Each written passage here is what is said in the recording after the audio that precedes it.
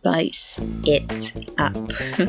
How do you spice up your relationship? Is your relationship in need or in want of some spicing up? But that's okay, I've got your back. I'll share with you 7 ways you can get it all spicy. Hello, welcome to another episode of Thy Truth. Finding your truth with Efemena. Feeling bored in relationships at some point is normal. Very normal. I mean, we know we can't always be in that honeymoon mood, or we can't remain in la la land or love land all the time. And sometimes, things will get boring. And you'll know it's starting to get boring when you've pretty much lost interest in trying new things, when you spend less time together, when you start picking unnecessary fights, and you're pretty much glued to your device when together. But I bet there are ways to break the boring daily routine, especially if both partners or parties make the effort. Let's have fun with this, okay? So create a bucket list together. It could be getting a couples massage, planning an adventure, have a game night, go dancing, go to a drive-in theater. Always wanted to try that. Have a tech-free day, have a picnic, play video game, visit family, staying in bed all weekend, take a bubble bath together, go on road trips, go on a run, ride a Ferris wheel. Not for me. Make dinner together, handwrite letters to each other. The list goes on. It's endless. I could think of so many things. But I would say this. I have learned that one man's food is another's venom. So it all depends on your partners. So many ways you could spice it up, but it depends on them. And I would say it depends on your love language. So that's number 1. To spice it up, speak their love language. Speak your partner's love language. There's so many, I think I can count 5 actually. There are 5 love languages. One of them is words of affirmation. So that means basically complimenting them, encouraging them with words. There is quality time. You give them undivided attention. There is receiving gifts, like a symbol of love. Could be flowers, chocolates, or fragrance, or makeup. Oh, I already know my love language then. Could be acts of service, like helping with chores, or doing small jobs without being told or asked to. There is a physical touch, holding hands, kissing, hugging, and stuff like that. So pretty much know their love language and speak it. I know of people who have been married for years and they have no idea their partner's love language. Do you know your partner's love language? I bet you once you do, that's the first step to spicing up your relationship.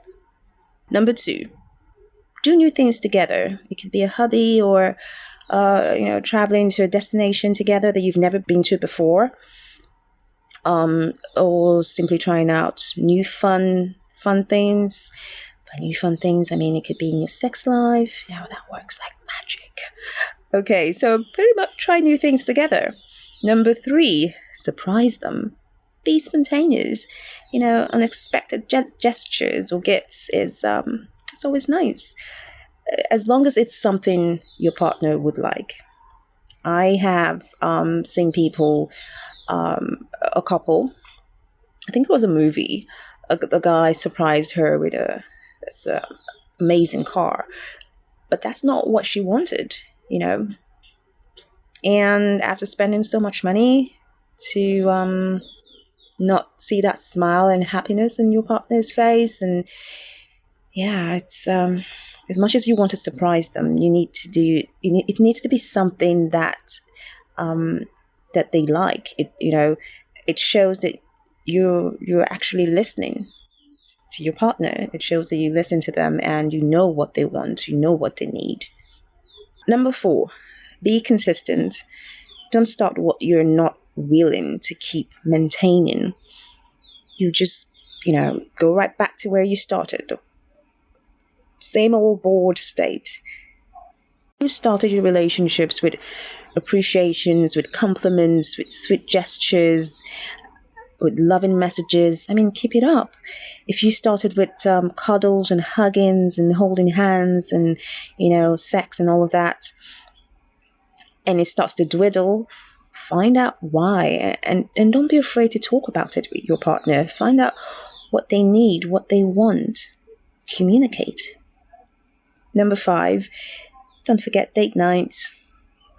Make it your own. It doesn't have to be what people consider a date night, expensive, luxurious restaurants or stuff like that. No, just a date night could be tailored to what you both want. It could be a bowl of popcorn while watching your favorite show. It could be anything, actually. But don't forget it. It's something that you both do together.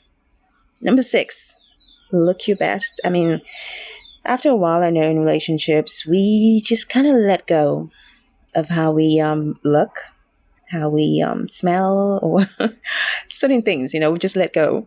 But, oh boy, looking sexy for your partner, for yourself as well. I mean, just pretty much looking good. Like I always say, when you look good, you feel good.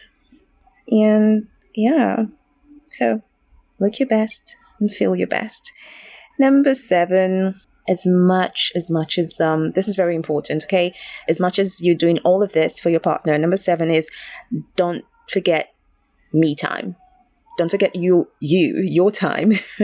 I mean, it's so important. I mean, it's great to spend time with your partner, do things together. But, sometimes you need to go back and can do you. So, I mean, allow your partner some time away. I used to say that, I say this, we need our me time for a better our time. You know what I mean? All right, I hope this helps, and I wish you all the best. Thanks for listening. Meet you again at another episode of Thy Truth. Finding your truth with Efemena.